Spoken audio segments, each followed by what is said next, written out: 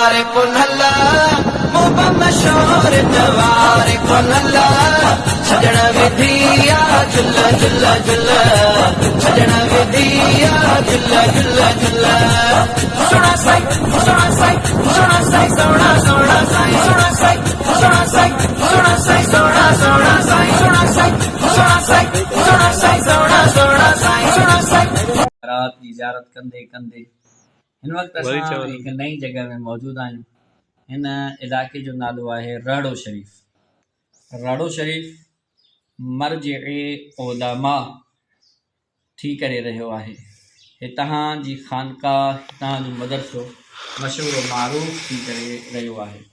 मुफ्ती मोहम्मद साले उमर, मुफ्ती ग़ुलाम उमर महसर ऐं बेशुमार उलमा हिन जगह ते हिन राड़ो शरीफ में दरसो तदरीस जो उन्हनि जो सिलसिलो रहियो। राड़ो शरीफ जा उलमा ख़ियारी शरीफ जा दरगाह ख़ियारी शरीफ नवाब शाह जा मुरीद हुआ। हिन जगह ते नामवर उलमा अची करे इल्म दीन हासिल फरमाया। साईं ग़ुलाम उमर सोने जतोई वारा पाण जॾहिं इल्म जी तलाश में निकिता ऐं पीर साईं पुनल रहमतुल्लाह अलैह वटि पहुता त पीर साईं पुनल खे महबूब पाक अलैहिस्सलाम जंहिंजी ज़ियारत थी महबूबनि फरमायो त ग़ुलाम उमर खे राड़ो शरीफ ॾांहुं मोकिलियो।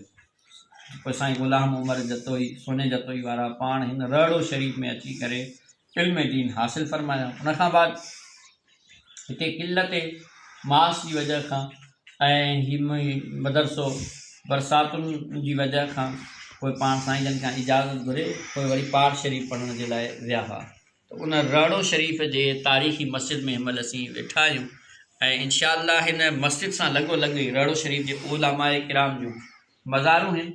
अनक़रीब उन्हनि मज़ारुनि ते बि हाज़िरी ॾींदासूं। हीउ इलाइक़ो आहे राड़ो शरीफ।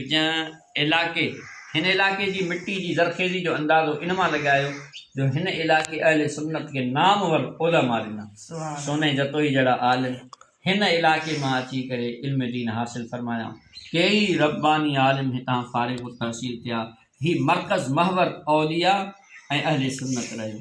अल्लाह पाक हिन इदारे खे आबाद फरमाए। अॼु उहे पुराणियूं यादूं पुराणा वठाणा मौजूदु आहिनि। अॼु न ओताकनि में तालिब तमारी जे जियो खे जियारी से लाहौती लॻे विया। अल्हम्दुलिल्लाह ही दरगाह आलिया राड़ो शरीफ सां गॾु ही तारीख़ी मदरसो आहे जिथे कई नामवर उलमा इल्म दीन हासिल फरमाईंदा हुआ। सोने जतोई वारे बुज़ुर्ग अल्लामा ग़ुलाम उमर सोने जतोई वारो पाण बि इब्तिदाई तालीम हिन जगह में हासिल फरमाया। त हे राड़ो शरीफ जे तारीख़ी मस्जिद जी अव्हांखे ज़ियारत कराईसूं। हाणे अचो त बुज़ुर्गनि जे मज़ारुनि जी बि अव्हांखे ज़ियारत करायूं था। أبدا على حبيبك خير الخلق كلهم هو الحبيب الذي ترجى شفاعته هو الحبيب الذي ترجى شفاعته لكل حول من الأحوال مقتهم مولاي صل وسلم دائما عبدا على حبيبك خير الخلق كلهم ثم الرضا عن أبي بكر وعن عمر ثم الرضا عن أبي بكر وعن عمر وعن علي وعن عثمان ذي الكرم مولاي صل وسلم دائما عبدا على حبيبك خير الخلق يا ربي بالمصطفى بلغ مقاصدنا يا ربي بالمصطفى بلغ مقاصدنا واغفر لنا ما مضى يا واسع الكرم مولاي صل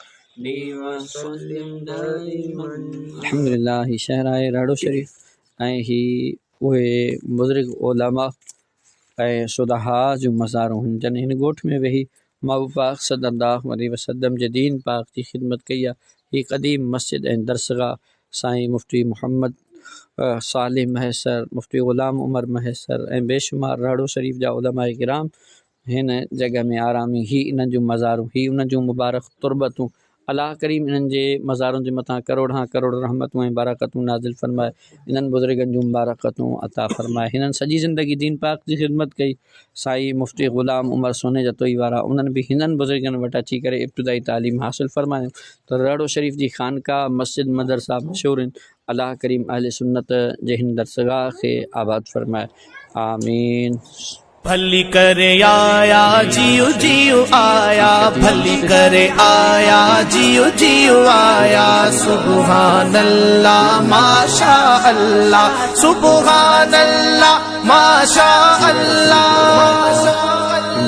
कुर्बन वारा कदम खड़े आवाज़ पुजणो सुभान अल्लाह। कुर्बन वारा कदम खड़े महबूब मिस्कीनन जा साईं, महबूब मिस्कीनन जा साईं। तव्हां जो अचण सुभान अल्लाह। कुर्बन